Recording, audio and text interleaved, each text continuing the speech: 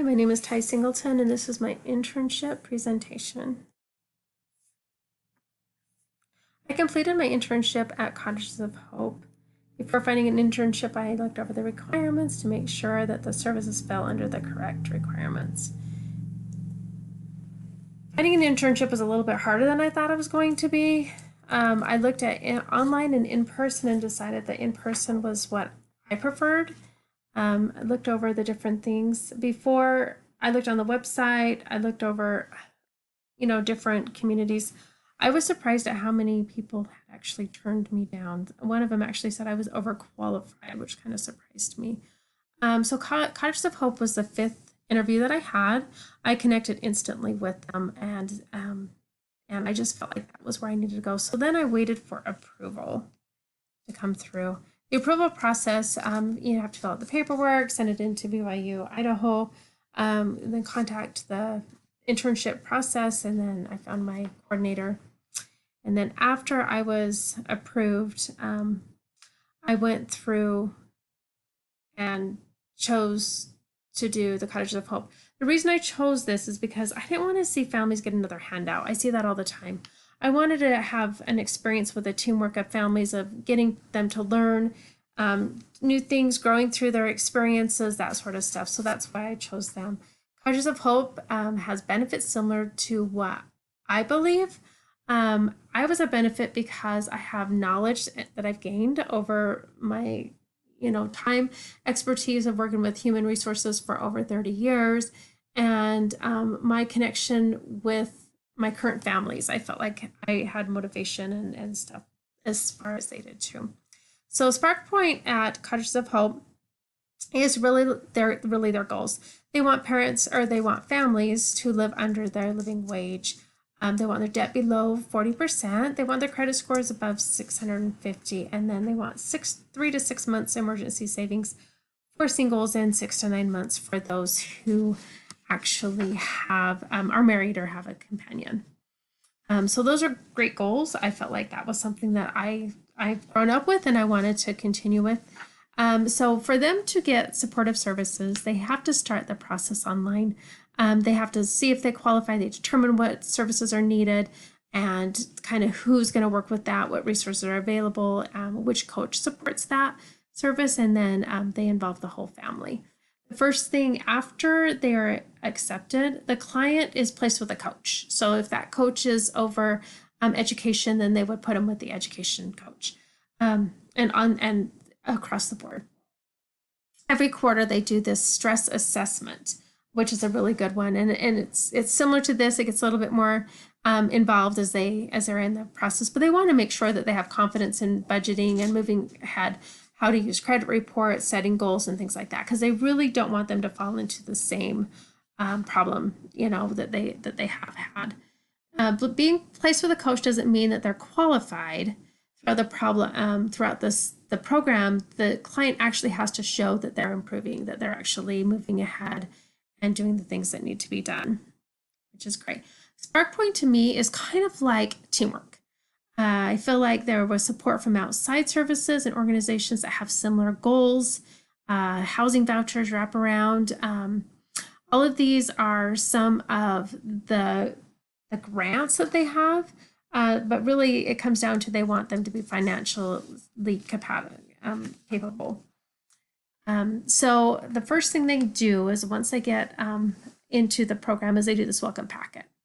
And I did a lot of these for the coaches, just because I kind of wanted to be there to help lift their burdens, let them work more and more one-on-one with the people. I did a lot of the pre-screening, a lot of the adding into the system, and finding the benefits and finding the different things that help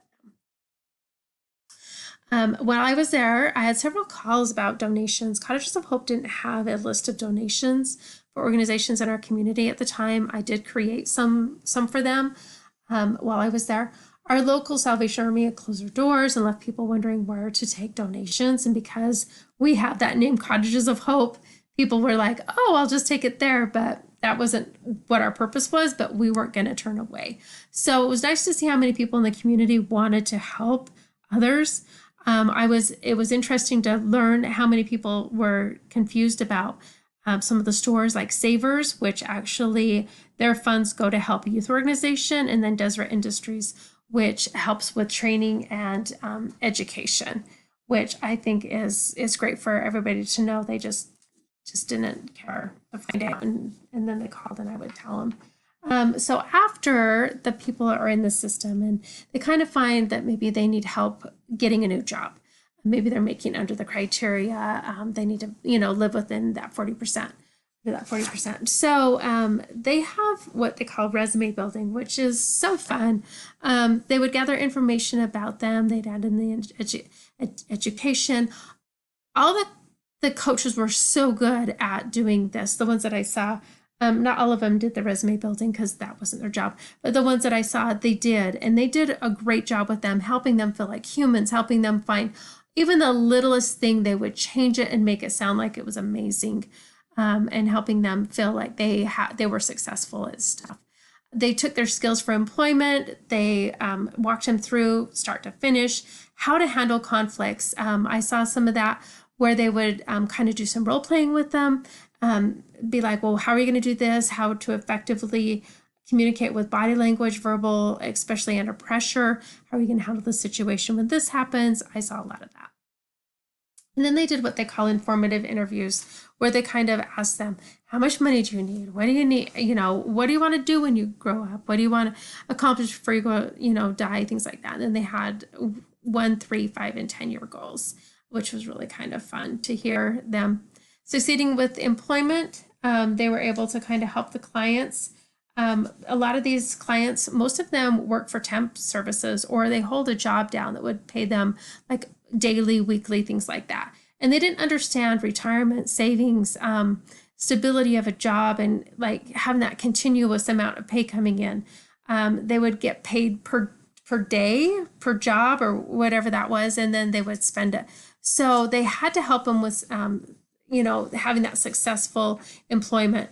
The one that I heard over and over a lot was, remember, the boss is your boss. Because a lot of them had conflicts of interest, or they had different opinions, and they couldn't set the differences aside from for employment purposes. And so they couldn't keep a job. So that was one thing that they really did kind of stress, is pushing that job through. They helped them get a straight A image, things that were appropriate for work, how to be a better person. These are all things that I feel like I have grown up with. So it kind of fit in with everything that I do.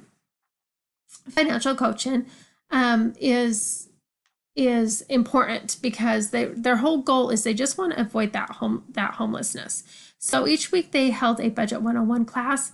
This helps the clients prioritize their spending, so that they could kind of see where it was going and what they needed to do. They also had stability classes that were held on a night, once a week on a night. So they had them in the day for the one and then a night for the other. So anyway, they really did help a lot of people. Financial coaching is kind of at the client's pace. So they have responsibilities. They step into the client.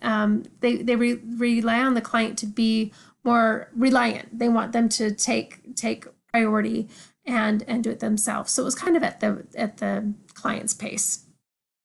These are some of the grants that we get. The grants range for single to family.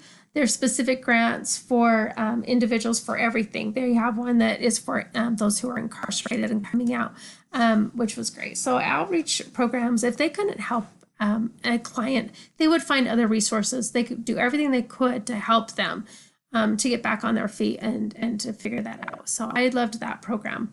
This is a brochure that we hand out when we went to the reentry events and the community events. It kind of explains what we offer. Obviously, we tried to keep it as positive as possible. Everybody wanted to come over to our table to see what we had to offer, things like that. So this is one of the things that they actually hand out to the homeless shelters and kind of help them with that. WARP was a big thing. One of the most satisfying thing that I did at Cottages of Hope was this WARP program. It's an event for those individuals coming out of incarceration. It was unifying families, helping them with resume, job search, and finding resources for job interviews like clothing, giving them kind of a fresh start. it was really great to kind of see all the things that they had offer for that. The work program was really great in our area. When an individual is incarcerated, a lot of times, or homeless, a lot of times they lose their ID. We even had some from domestic violence that had to like run away from the situation, and they had lost their ID. So our church has this grant that they work with the Cottages of Hope that will actually pay for these individuals to go get their new state ID. They had to fall in the criteria, but it was nice to know that the church will pay for the service one time. But it's still a service that, giving them a fresh start, helping them feel like a human being again, giving them hope. Education coaching, this happened quite a few that I saw. I saw a few clients getting help filling out even FAFSA. Which is maybe they couldn't read as well, or they were struggling and things like that. So it was kind of great. Education coaching was a fun one. It wasn't as much as the other ones, but it was happening. Expungement. So we had 2 coaches that specifically worked with expungements, being able to reduce those misdemeanors or felonies, giving them a fresh start, helping them with those different things. So encouraging to me. One of the things that I was really involved in was this VITA tax preparation. I took the VITA tax preparation test so that I could help these individuals with their taxes. In a way, I kind of felt that it gave those clients hope. It's money coming towards them. It's, they worked hard for it. They should get it type thing. I did a lot of the pre-screening to make sure that they'd qualify. Because it was a free service, we did have to limit it to those who made less than $58 a year. And then they couldn't have their own business, things like that. And so I just made sure. So I'd gather up all the forms for the taxes.